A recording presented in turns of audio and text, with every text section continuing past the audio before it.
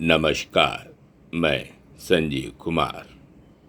आज आपकी किस्मत आपके हाथ इस महत्वपूर्ण पुस्तक के तीसरे अंश को आपके समक्ष प्रस्तुत करने का प्रयास कर रहा हूँ। खुद अपने अवसर बनाइए। इस महत्वपूर्ण पुस्तक की लेखिका हैं टेरेसा च्यूंग।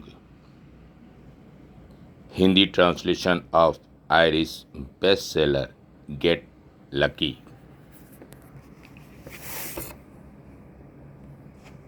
जब हम अपने जोश और जीवट का ध्यान रखना भूल जाते हैं तो हम घबराहट, तनाव और भय का शिकार हो जाते हैं।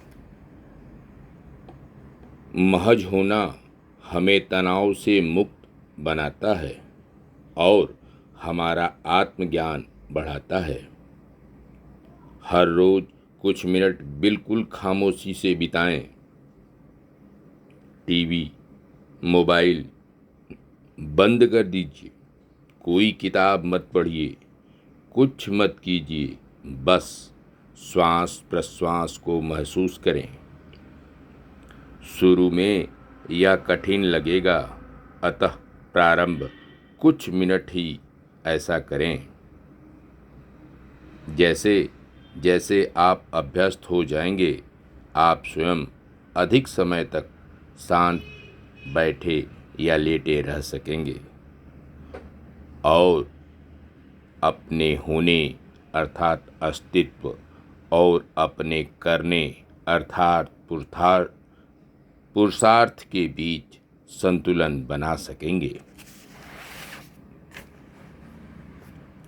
अंग्रेजी शब्द हैप्पीनेस यानी सुख का मूल एक प्राचीन शब्द हैप है, जिसका अर्थ है किस्मत या संयोग।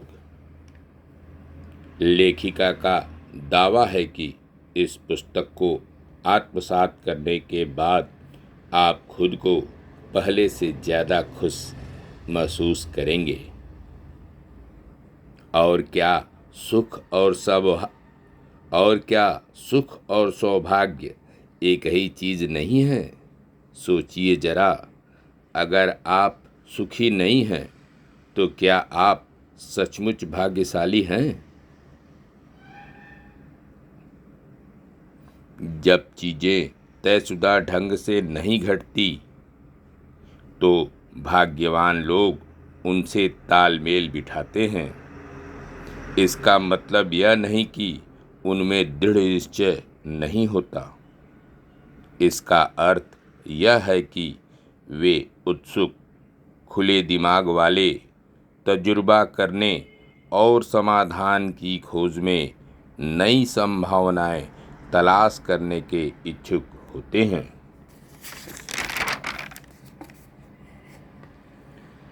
किस्मत अक्सर तब घटित होती है जब हम यह विश्वास करने के लिए अपने दिमाग की खिड़कियां खोल देते हैं कि जो असंभव जान पड़ता है वह सचमुच संभव है, या तो इत्तेफाक से या फिर किसी ऐसे तरीके से जिसके बारे में हमने अभी तक सोचा नहीं है।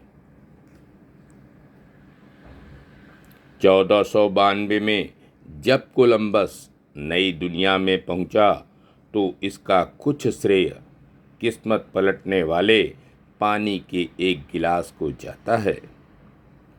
सन 1480 के दशक में वह उन साहसी यात्रियों में से एक था जो विश्वास करते थे कि पश्चिमी दिशा में समुद्री यात्रा करके मसालों से भरपूर हिंदुस्तानी उपमहाद्वीप तक पहुंचना संभव है, परंतु धन का अभाव था। साल दर साल वह यूरोप के राज दरबारों की यात्रा करता रहा, लेकिन बार बार उसे नज़रअंदाज कर दिया गया। अंत में कोलंबस एक बार फिर स्पेन के राज दरबार में सम्राट फर्डिनेंड और एनी इजाबेला के सामने अपना साहसिक प्रस्ताव रखा, परंतु उनकी पेशकश ठुकरा दी गई। उस दिन गर्मी बहुत अधिक था और इसलिए दरबार से लौटते वक्त कोलंबस पास के एक मठ में प्यास बुझाने के लिए रुक गए। वहीं एक मठवासी से बातचीत के दौरान अपनी महत्वाकांक्षी यात्रा और वित्त की बाधा का भावपूर्ण वर्णन करता चला गया। संयोग से वह मठवासी रानी इजाबेला का धर्म गुरु था और वह कोलंबस के संकल्प से इतना प्रभावित हुआ कि उन्होंने इजाबेला से बात की, जिसने कोलंबस को एक बार फिर दरबार में हाजिर होने का मौका दिया और कोलंबस की यात्रा का प्रबंध हो गया।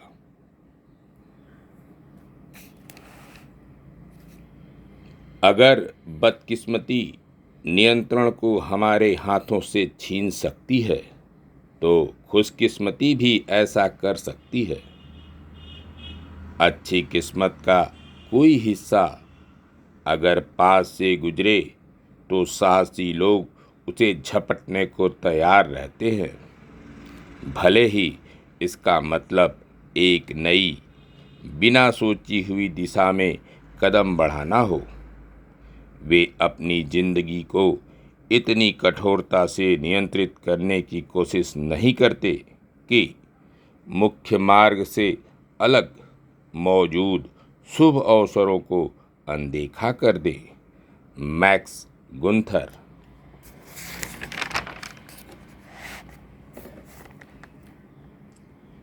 किस्मत वाले लोग हमेशा तजुर्बे की तलाश में रहते हैं, क्योंकि तजुर्बों से उन्हें अंतर्दृष्टि मिलती है और इसलिए भी कि उन्हें मालूम है सूचना संग्रह के इस सारे प्रयास में कहीं न कहीं आखिरकार उन्हें वह चीज़ मिल ही जाएगी जो वे चाहते हैं। ध्यान दें, अपने नेटवर्क अर्थात संचार के जाल को सुदृढ़ करें। समाजशास्त्रियों के अनुसार एक व्यक्ति लगभग 300 अन्य व्यक्तियों के सीधे संपर्क में रहता है, तो इसी क्रम में एक व्यक्ति के संपर्कों के जाल में 90,000 कड़ियाँ वर्तमान में हैं और यह क्रम यहीं तो नहीं रुकता। यदि इन संपर्कों को जोड़ा जाए तो आपका संपर्क जाल 2,70,00,000 लोगों तक फैल जाता है।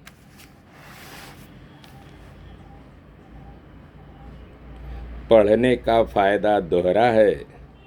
पहला, ज्ञान प्राप्त होता है और दूसरा, मनोरंजन होता है।